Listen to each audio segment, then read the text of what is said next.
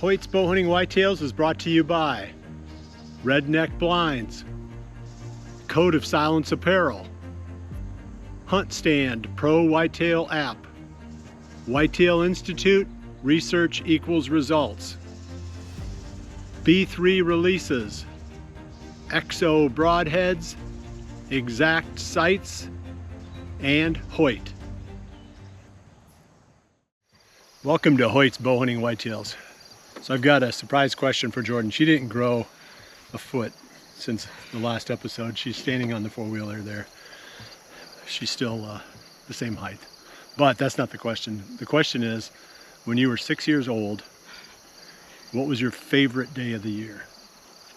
Oh, probably my birthday. Okay, what was your second favorite? Probably like 4th of July? Christmas? Christmas? Okay, I answered it. Sorry. Okay. So this is, for a deer hunter, what we're doing today is Christmas morning.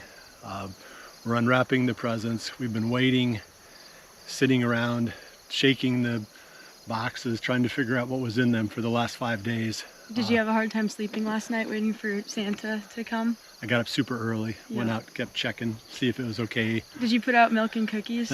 Well, I ate anything I could find. We don't have much to eat there, but so anyway, the point is, this is an exciting day.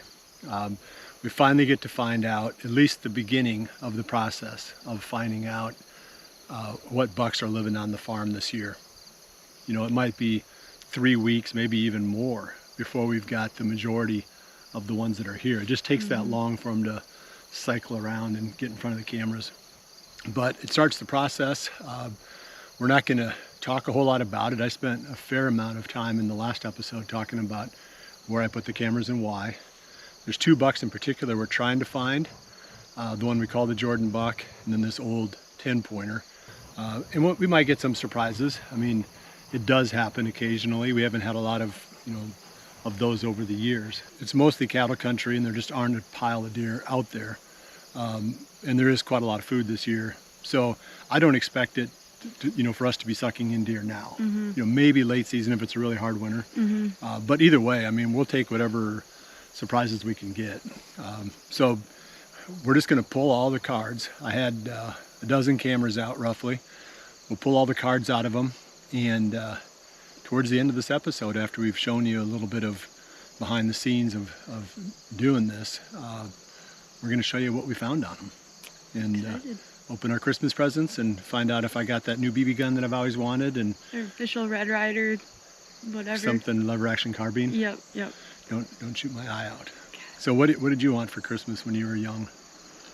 Oh, I remember actually vividly one time we went to Pomida, I think it was the little store in Albia, and you bought me my first Polly Pocket set and my first BB gun on the same day. And I walked out with a little pink dollhouse with a BB gun in each hand, so I think that was a pretty good day. Yeah, well, maybe the Jordan buck on camera will be your little Polly Pocket today. I'd take it. All right.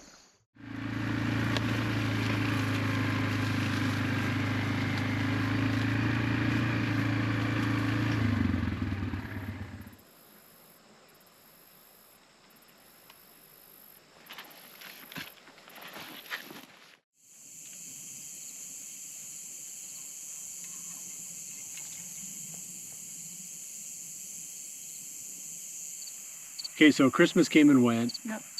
I was hoping for a Red Rider, something carbine, lever action BB gun. That you would shoot your eye out with. Yes. Yep. But instead I got a pair of socks. I got coal. You got coal? A lump of coal? Yeah. Wasn't a great day to be me. Wasn't the best Christmas ever. No. No, we pulled our cards and we did not have the Jordan buck on any of them. We did find out though that the neighbor had gotten a picture of him recently, and we got a chance to look at that. And the deer looks really, really good. Yeah. He made a big jump from last year to this year. He's a legit, jaw dropper kind of a buck now. Because you had pictures of him from 2 seasons ago. Yep. From 2 seasons to last year, it was somewhat bigger. Yeah, he got. Was it a lot bigger? Yeah, he went probably, let's say as a 3-year-old, he was probably 140. And then He was probably high 160s as a 4-year-old, and he's probably, I don't know, score-wise. We don't really care that much about score, but he's bigger than that, noticeably bigger. So he's definitely the biggest deer around here. He's probably around. We just don't have pictures of him. Yeah. Right. But we did get, if you remember back last year, I had a 2-year-old that I was pretty excited about. Really nice deer. And we got some more pictures of him this year to see what kind of a jump he made. And that stuff is always fun. It's always fun to see not only where they move and how they behave, but also, how much different they are in their antlers. He's going to be a superstar probably in a couple of years. But he did make a jump. He just didn't get huge from 2 to 3. So that's cool. It's cool to see that there are some, the genetics are here to produce some really good deer, as time goes by. And there was that other one that you got pictures of, the kind of unique looking one with not a super symmetrical rack. I don't think he had some kind of funky points going on, but I mean, I was impressed when I saw pictures of him because I didn't know he was here. Yeah, he was here last year. He made a decent jump from last year to this year. But he's Bowhunting Whitetails Most Wanted. Yeah, he's right now probably at the top of the most wanted list. Yeah. There's some really nice 8-pointers too. I'm just not quite sure, how to rank some of these deer. Yeah.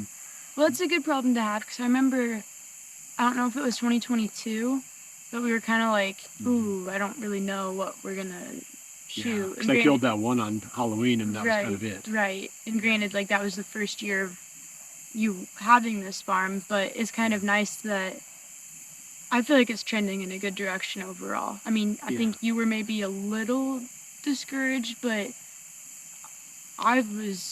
there were a lot of bucks, and there were lots of pictures of deer, and so that was... There's tons of bucks. Yeah. Yeah, they just aren't very big, which means they aren't very old. Right. So either some of the bucks that we looked at last year, thought, oh, they're going to be really nice next year, we didn't get pictures of them, or they're not here.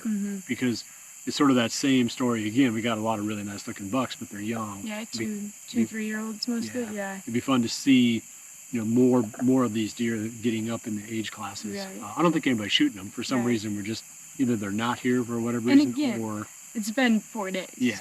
That's true. I mean, it's the first card pull. Yeah. So we can't make any of these like dramatic conclusions if there aren't any 5-year-old bucks on the farm after 4 days. No, usually in my experience, the second card pull is when it starts getting interesting. And then if that one's not any good, it's the third then card pull. You sell the farm. Okay, that makes that's a decent strategy too. Yeah. I see no issues. 2 or 3 card pulls in. It's just we're going to sell it, buy a motorhome. It's washed. It's off to the national parks. Go out west. I'm not going to complain. We're going to hunt elk and go to Alaska and fish for salmon. This sounds like a win-win, honestly. Yeah. We did put a lot of work into this, so I hate to give up on it quite that quick. So we'll give it at least 4 card pulls. 4 card pulls, and then we're out of here. Okay. Okay. Deal. Well, that's where we stand. We did learn a few other things, though. The bucks are starting to open up scrapes. I did notice that. So if you're in the mock scrape, mindset, now is probably the time to get started. The acorns were not as prolific as what I expected.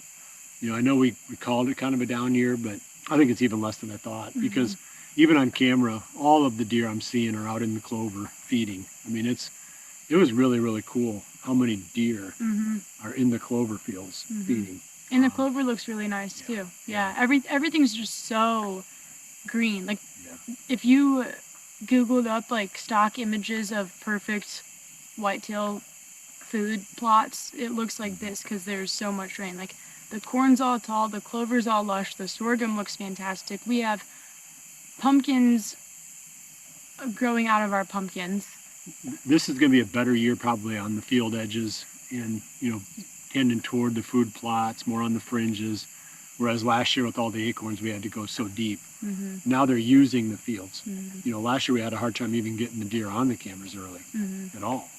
But now they're out in the open a lot. So I just think that fares well or bodes well for hunting success this year, not just for us, but for other people too that faced that same problem last year with all those acorns.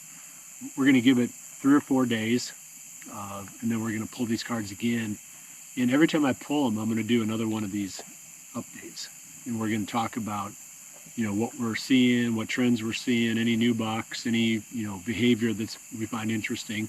And little by little, we'll start to form our strategy out of all of this. So please keep checking back. And We appreciate you joining us, and we'll see you right back here again soon for the next episode of Hoyt's Bowhunting Whitetails. And remember to always Dream big.